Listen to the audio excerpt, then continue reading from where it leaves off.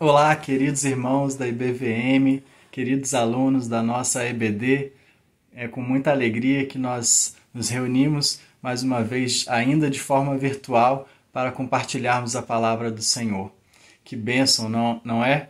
E eu gostaria de te convidar, mesmo à distância, para que você possa participar, abrir a Bíblia, compartilharmos os textos, a palavra do Senhor. E hoje, para a nossa lição, nós temos um tema muito oportuno. O título da nossa lição é Um Dia de Boas Novas. Um tema oportuno não somente para esse tempo de pandemia, mas para todos os momentos da nossa vida. Quem de nós não gosta de receber boas notícias, boas novas? E é isso que nós vamos compartilhar hoje. Mas antes, gostaria de te convidar a orar comigo, consagrando ao Senhor esse nosso estudo, que o Senhor possa falar aos nossos corações. Ó Deus, muito obrigado, Pai, por essa oportunidade de estudarmos juntos a Tua Palavra. Te peço, Senhor, que o Senhor venha nos ajudar, ó Deus, capacitar e que o Senhor venha falar em nós e através de nós. Que cada aluno, que cada irmão, que cada pessoa que está compartilhando esse vídeo possa, ó Deus, ser tocado pela Tua Palavra, ser, ó Deus, edificado pela Tua Palavra. Em nome de Jesus. Amém. Amém, irmãos. Então, como eu disse, um dia de boas novas. O nosso versículo-chave está em 2 Reis, capítulo 7, versículo 9. Então, eu te convido a abrir sua Bíblia comigo. Todo o nosso estudo vai estar baseado no capítulo 7, do versículos 1 a 15 de 2 Reis. E vamos ler então nosso versículo-chave. 2 Reis, capítulo 7, versículo 9, que diz assim: Por fim, disseram uns aos outros: Isso não está certo. Este é um dia de boas notícias, e não contamos a ninguém. Se esperarmos até o amanhecer, seremos castigados. Venham, vamos voltar e dar as notícias no palácio. Então, esse é o nosso versículo-chave. E para entendermos um pouco sobre esse nosso estudo, é importante a gente contextualizar, né, em que momento ele está se passando, lá em 2 Reis, e por isso é importante ler também o capítulo 6. Então eu te convido aí, durante a sua semana, você separar um tempinho para ler todo o capítulo 6 e o capítulo 7 de 2 Reis. Nesse contexto, vamos falar aí sobre um momento da vida do profeta Eliseu.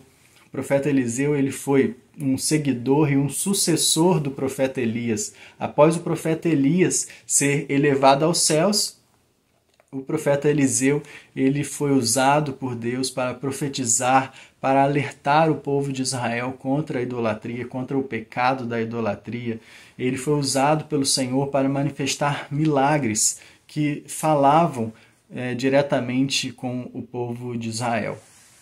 Então, o profeta Eliseu, nesse contexto, também no capítulo 6, fala do momento em que Samaria ela está sitiada pelo exército sírio, e não foram poucos momentos. Esses momentos em que Samaria esteve sitiada durou um bom período, e foi um período de muita escassez, um período de muita fome, limitação para o povo.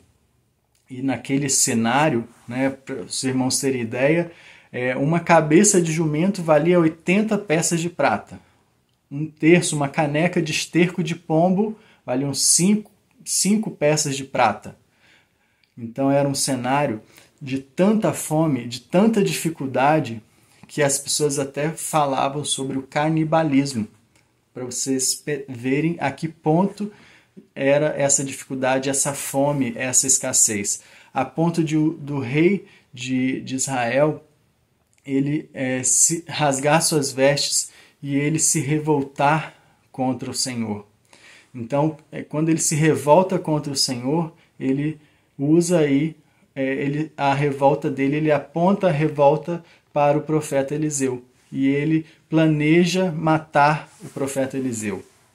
Nesse nesse planejamento de matar o profeta Eliseu, que significava o homem de Deus, aquele que levava a palavra de Deus, ele manda um mensageiro, o rei manda um mensageiro até Eliseu. Isso no final do capítulo 6, no último versículo 33, o mensageiro diz para Eliseu as palavras do rei: toda essa desgraça vem do Senhor, por que devo continuar a esperar no Senhor? Essas eram as palavras de desesperança, de fome, de desespero do rei de Israel. E sabendo que o rei estava arquitetando a morte e ouvindo essas palavras do mensageiro, Eliseu, ele respondeu da seguinte forma. Aí já começa no capítulo 7.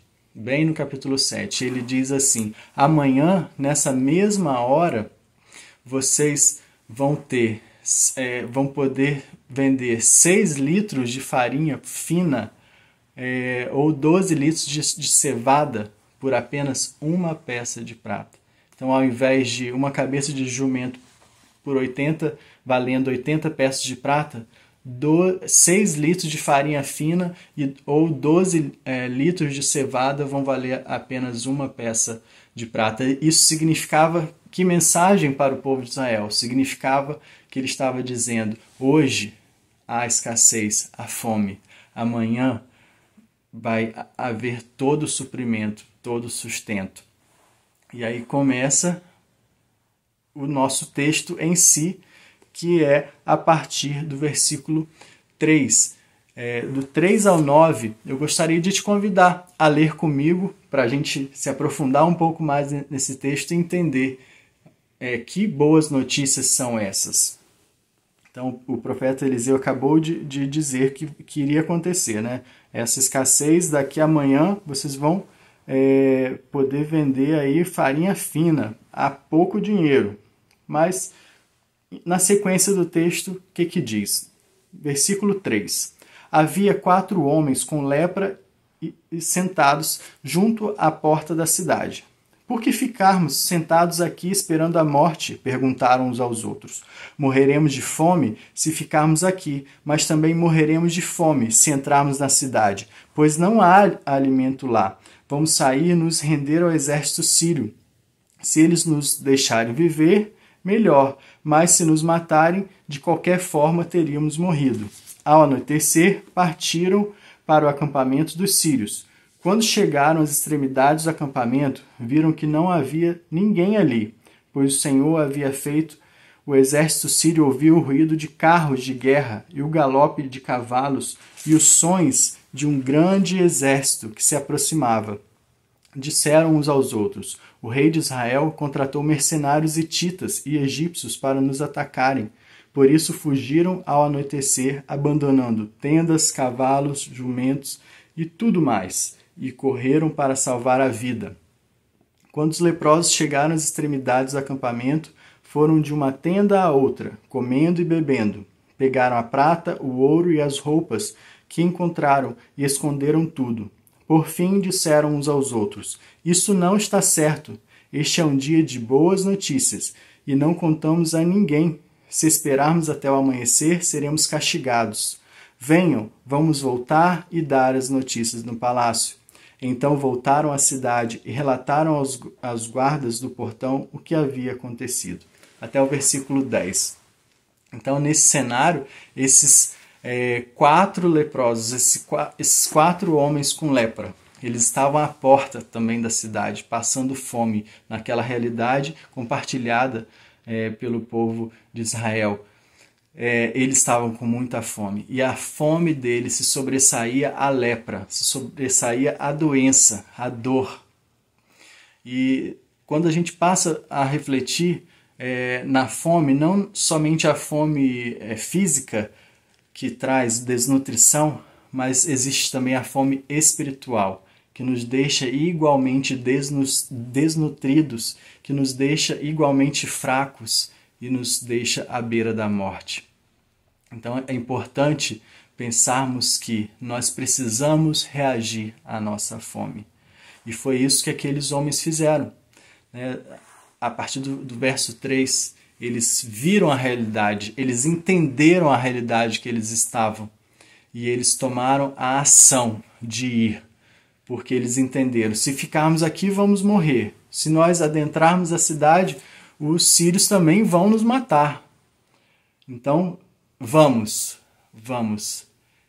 E, irmãos, como nós precisamos interpretar a nossa fome. Às vezes passamos por tristezas, por lutas, todos passam, mas muitos momentos, muitos sentimentos dão vazão a problemas que são, na realidade, fome, falta de alimento e alimento espiritual, falta de alimento, falta da presença do Senhor. E nós precisamos interpretar a nossa fome, e essa fome precisa nos impulsionar a ir, a buscar, e esses homens foram. Só que eles não imaginavam o que iria acontecer. Quando eles adentraram, né, as imediações das tendas, eles não imaginavam o que ia acontecer. Eles viram, quando eles olharam, não tinha ninguém ali. As tendas todas vazias, a partir do versículo 5. E aí, o que aconteceu? O Senhor, ele fez com que um som muito forte de um exército vindo contra os sírios. Os sírios, o Senhor fez que eles ouvissem esse som. E o que aconteceu? Eles pensaram, o rei de Israel mandou mercenários hititas e egípcios contra nós, vamos fugir. E aqueles homens fugiram e abandonaram as tendas. Nessas tendas havia fartura, muita comida, muito alimento, além disso, prata, ouro, roupas. E quando aqueles homens adentraram as tendas, eles não podiam acreditar que tudo ali estava à disposição. Eles estavam sendo supridos. A fome deles estava sendo suprida naquela tenda. Que maravilha, que momento fantástico na vida daqueles leprosos que estavam à beira da morte na entrada da cidade. Então eles se alimentaram, se fartaram. E assim acontece conosco, irmãos. A nossa fome espiritual, aquilo que está nos faltando, é completamente suprido pela presença do Senhor nas nossas vidas. A nossa fome precisa nos impulsionar a buscar. A nossa fome precisa nos impulsionar a ir em direção à vontade de Deus, aos direcionamentos de Deus para a nossa vida.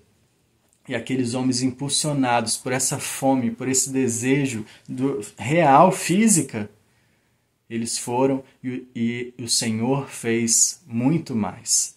Então, quando a palavra de Deus nos diz que Ele faz infinitamente mais do que tudo aquilo que nós pedimos ou pensamos, segundo o poder dEle que opera em nós, é assim que o Senhor fez com aqueles leprosos e faz conosco. O Senhor quer fazer comigo e com você, fazer infinitamente mais. O Senhor, Ele vai muito além, muito além. Nós precisamos manifestar, dizer, clamar a Ele, expor as nossas necessidades, as nossas lutas, as nossas fomes. E eu tenho certeza que o Senhor vai te suprir. Ele vai te suprir daquilo que você precisa e vai fazer muito além, vai te surpreender. Foi isso que aconteceu com aqueles homens. E aí, o pecado. Chega o pecado. Eles se saciaram, tinham muito além, só que eles começaram a esconder. Eles começaram a esconder. E aí esse texto me remete, né, à parábola dos talentos, onde aquele homem, aquele servo que recebeu apenas um talento, ele foi lá e escondeu esse talento. Depois o Senhor chamou ele de negligente, servo mau, servo negligente. O que é ser negligente? É não fazer aquilo que você sabe que você tem que fazer. Isso é ser negligente. E aqueles homens, o servo, ele foi negligente, ele pecou. Como disse em Tiago 4,17, quem sabe que deve fazer o bem e não faz, comete pecado.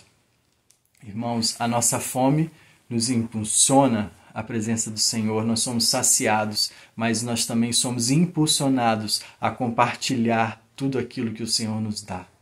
Esse alimento que o Senhor nos dá, nós somos impulsionados, convocados a levar as boas notícias, as boas novas. Então, esse estudo não fala de recebermos boas notícias.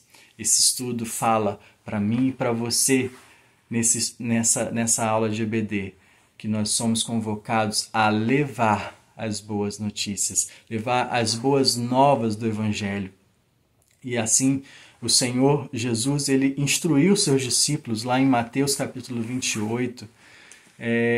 O Senhor disse: vão e façam discípulos de todas as nações, batizando-os em nome do Pai, do Filho e do Espírito Santo, ensinando-os a obedecer tudo o que eu lhes ordenei, e eu estarei com vocês até o fim dos tempos.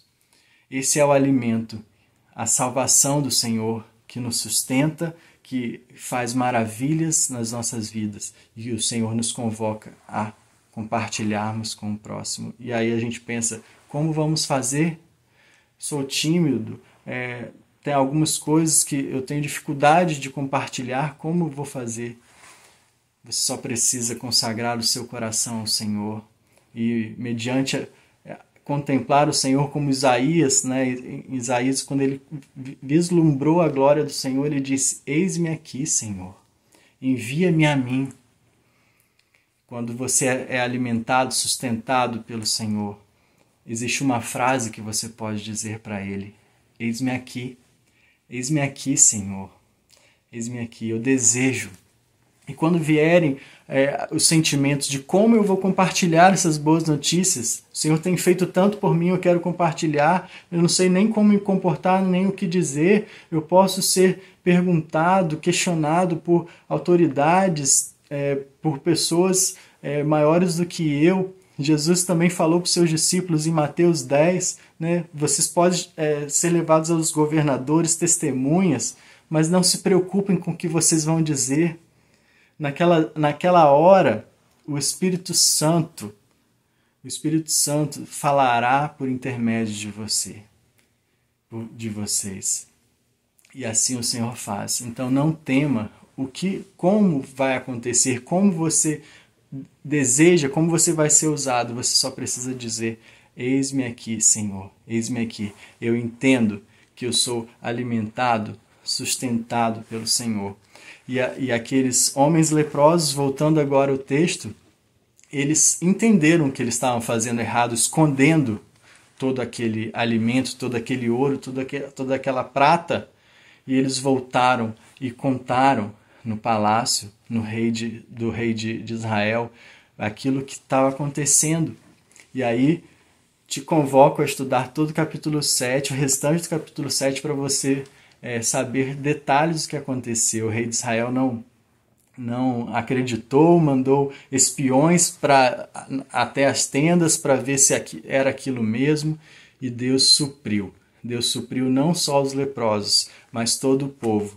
E a promessa, a profecia de Eliseu se cumpriu. Um dia depois, o que aconteceu? Eles já tinham como vender 6 litros de farinha fina ou 12 litros de cevada por apenas uma peça de prata. O que um dia antes estava faltando, no dia depois eles estavam vendendo, eles estavam se fartando, porque os homens leprosos, eles compartilharam. E mais uma vez a promessa de Deus se cumpriu. E então eu te convoco a você deixar a sua fome espiritual te impulsionar a buscar mais a presença de Deus. Que você seja impulsionado a aprender mais do Senhor. Todos os dias, meditar na palavra do Senhor, que é o nosso alimento. E não somente se alimentar, mas poder compartilhar, levar as boas novas do reino. Aquilo que você recebeu de graça, você é convidado a de graça também compartilhar a salvação. E eu concluo esse estudo deixando o texto de reflexão em João capítulo 6, versículos 32 a 35, que diz assim: Declarou-lhes Jesus: Digo-lhes a verdade, não foi Moisés quem lhes deu pão do céu, mas é meu Pai quem lhes dá o verdadeiro pão do céu. Pois o pão de Deus é aquele que desceu do céu e dá vida ao mundo. Disseram eles: Senhor, dá-nos sempre desse pão. Então Jesus declarou: Eu sou o pão da vida. Aquele que vem a mim nunca terá fome. Aquele que crê em mim nunca terá sede. Que a nossa fome seja saciada pelo pão do céu, o pão da vida, que é Cristo Jesus. Que Deus te abençoe, meu irmão. Que você seja suprido, saciado, que você seja instrumento para compartilhar as boas novas, as boas notícias do reino de Deus. Que Deus te abençoe muito. E eu quero orar por você nesse momento para encerrarmos o nosso estudo. Ó Deus, muito obrigado pela tua palavra. Muito obrigado, Deus, porque a tua palavra nos sustenta, nos alimenta e nos impulsiona a amar o nosso próximo e a levar, ó Deus, levar o teu reino, falar da tua salvação para as pessoas que estão ao nosso redor. Então eu te digo, ó Deus, e te peço, clamo a ti, eis-me aqui, Senhor, envia-me a mim, usa-me, Senhor, para ser instrumento, ó Deus, da tua palavra.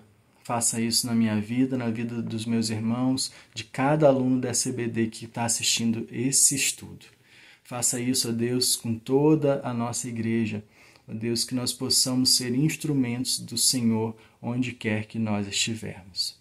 Em nome de Jesus. Amém. Um grande abraço, irmãos. Que Deus os abençoe.